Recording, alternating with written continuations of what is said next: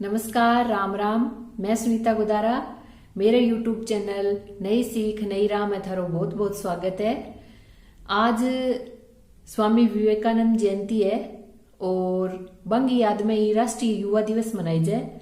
तो राष्ट्रीय युवा दिवस की थाने बहुत बहुत शुभकामनाएं। और आपन सारा नहीं पता है भी स्वामी विवेकानंद कितना बड़ा महान पुरुष आ। और थोड़ो सो आंगो जीवन परिचय जानांगा भी बाद में मैं थाने आऊं जुड़ेड़ी दो कहानियां बताऊंगी। तो आंगो जो जन्म है वो 12 जनवरी 1963 ने कोलकाता में होयो। और आंगा पिता जी को नाम है वो विश्वनाथ दत्तो और माता जी को नाम है भुवनेश्वरी देवियो।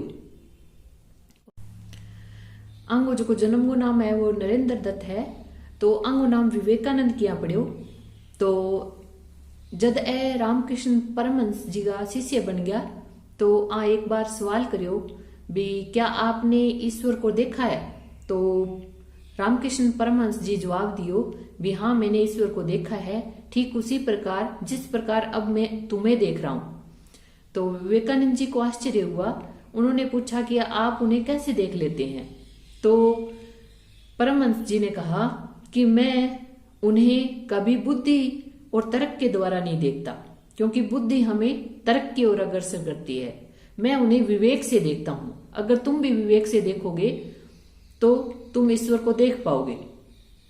तब से विवेकानंद जी है वो विवेक से काम लेने लगे और तभी से उनका नाम पड़ा विवेकानंद। अब मैं आपको बताती हूँ उनसे जुड़ी हुई कहानी। तो एक बार की बात है जब वो शिकागो विश्व धर्म संसद में सम्मिलित हुए थे। उस समय जब उन्होंने भाषण दिया था तो उस भाषण में उन्होंने यही कहा था कि मेरे अमेरिकी भाइयों और बहनों। और जब ये शब्द सभी ने सुना तो सभी बहुत खुश हुए थे और 2 मिनट तक लगातार तालियां भी बजती रही थी। तो वहां उस सम्मेलन में भाग लेने के बाद में ये बहुत सारे देशों में भ्रमण करने के लिए भी गए।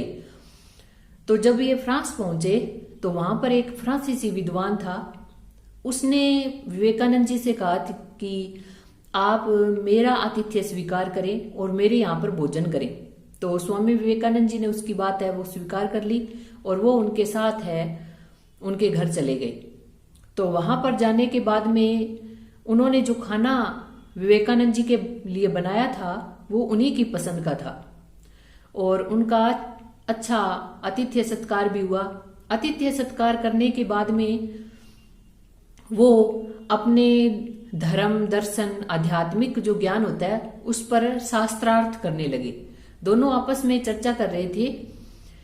जिस कमरे में वो बैठे थे उसी कमरे में एक धार्मिक पुस्तक पड़ी थी, जिस पुस्तक के करीब 1500 पृष्ठ थे।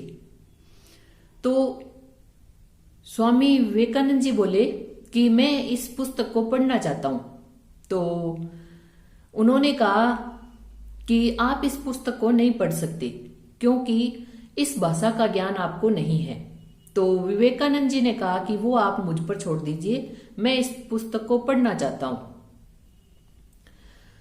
तो उन्होंने कहा कि आप मजाक मत कीजिए, आप इस पुस्तक को नहीं पढ़ सकते हैं। तो स्वामी विवेकानंद जी ने कहा कि मैं आपको ये पुस्तक 1 घंटे में पढ़ कर दे दूंगा। तो एक बार तो फ्रांसीसी को बहुत गुस्सा आया कि ये कैसा मजाक मेरे साथ कर रहा है। लेकिन फिर जब बार बार उन्होंने फ्रांसीसी विद्वान से रिक्वेस्ट की तो उन्होंने वो पुस्तक है वो स्वामी जी को पढ़ने के लिए दे दी। वो दूसरे कमरे में जाकर के उस किताब को हाथों में लेकर के और योग मुद्रा में जाकर बैठ गए। और जब 1 घंटा व्यतीत हुआ तो 1 घंटे बाद ही वह फ्रांसीसी विद्वान है वो उस कमरे में आ गया और उन्होंने पूछा कि स्वामी जी आपने पुस्तक पढ़ ली क्या। तो विवेकानंद जी ने कहा कि हाँ, मैंने इस पुस्तक को पढ़ लिया।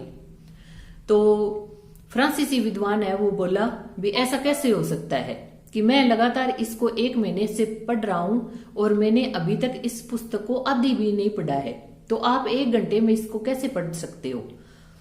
तो विवेकानंद जी ने कहा कि अगर आप मेरे से कुछ भी पूछ सकते हो इस पुस्तक में से, जो भी पृष्ठ आपको अच्छा लगे, जिस पृष्ठ से आप प्रश्न पूछना चाहते हो आप पूछ सकते हो। तो उसने उस पुस्तक में से पूछना शुरू किया। तो जिस पृष्ठ में से भी वह पूछता था उन सब का जवाब है वो विवेकानंद जी ने दे दिया। तो वह फ्रांसीसी विद्वान है, वो उनके चरणों में गिर पड़ा और उनसे बोला कि आप वास्तव में कोई साधारण पुरुष नहीं हैं, आज आप कोई महान आत्मा है जो इस धरती पर अवतरित हुई है और आपके दर्शन करके मैं धन्य हो गया। अब मैं आपको अगली कहानी बताती हूँ। तो स्वामी विवेकानंद जी और रामकृष्ण परमहंस एक बार कहीं उपदेश दे रहे होते हैं। तो स्वामी रामकृष्ण परमहंस कहते हैं कि जब आप अपने विवेक से ईश्वर को देखोगे तो उनके दर्शन आपको अवश्य होंगे। समस्त जीव जगत में, चाहे वो सजीव हो चाहे निर्जीव हो, सब में ईश्वर व्याप्त है। तो जब ये कहा तो एक पुरुष ने उनकी बात को बिल्कुल ध्यान से सुना और जब वह देखता था कहीं भी तो उसको सब जगह ईश्वर दिखाई देने लगे। प्रत्येक वस्तु में, चाहे पेड़ पौधे कुछ भी हो, उसे ईश्वर दिखाई देने लगे। तो इसी तरह से एक दिन वह व्यक्ति जा रहा था तो सामने से उसे एक हाथी आता हुआ दिखाई दिया और उस पर एक महावत बैठा हुआ था जो आवाज लगा रहा था उस व्यक्ति को कि तू दूर हट जा, ये हाथी तुझे मारेगा। लेकिन उस व्यक्ति को तो उस हाथी में ईश्वर दिखाई दे रहा था, तो वह वहां से नहीं हटा। नहीं हटने पर उस हाथी ने उस व्यक्ति को सूंड में लपेटा और उसे जोर से फेंक दिया। और उस व्यक्ति के इतनी जोर से लगी थी कि वह व्यक्ति है वो बेहोश हो गया।